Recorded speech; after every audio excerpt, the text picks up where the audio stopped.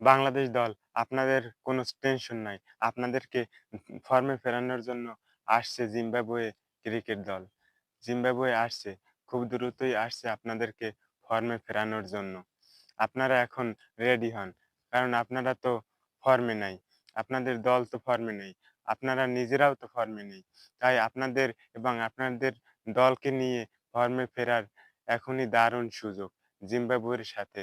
জিম্বাবুয়ের সাথে আপনারা আ আর কারো সাথে পারেন আর না পারেন, জিম্বাবুয়ের সাথে তো ঠিকই পারেন। তাই জিম্বাবুয়ের সাথে আপনারা খেলার জন্য প্রস্তুতি নেন। আপনাদের ফর্ম ফেরানোর জন্য প্রস্তুতি নেন। জিম্বাবুয়ে আসছে এবং জিম্বাবুয়ের সাথে খেলে আপনারা ফেক কনফিডেন্স নিয়ে অন্য সিরিজ খেলেন। এই ফেক কনফিডেন্স এর কোনো দাম নেই আমার মনে হয়। কিন্তু আপনাদের ফর্মে ফেরার জন্য এ এটাই দারুণ সুযোগ এবং আপনাদের সাথে আ সিলেক্টরদের মানে নির্বাচকদেরও ফর্মে ফেরার সুযোগ। কারণ নির্বাচকদের অবশ্যই ফর্মে ফিরতে হবে। তা না হলে কেন আপনাদের সবথেকে শক্তিশালী দলটি ঘোষণা করা দরকার ছিল। কিসের জন্য দরকার ছিল? জিম্বাবুয়ের সাথে।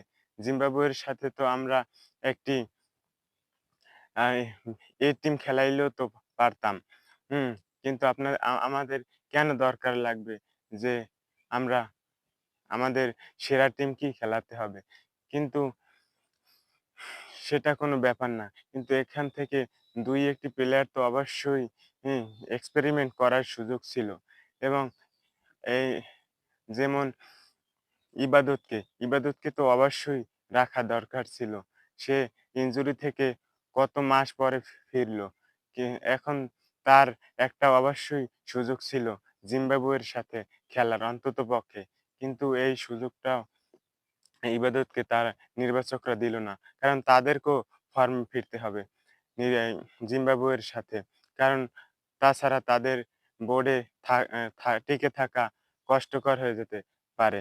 তাদের চাকরি হারিয়ে যেতে পারে। এই ভয়েই হয়তো তারা কোনো এক্সপেরিমেন্টের সাহস দেখায়নি। আমার মনে হয় এইটাই।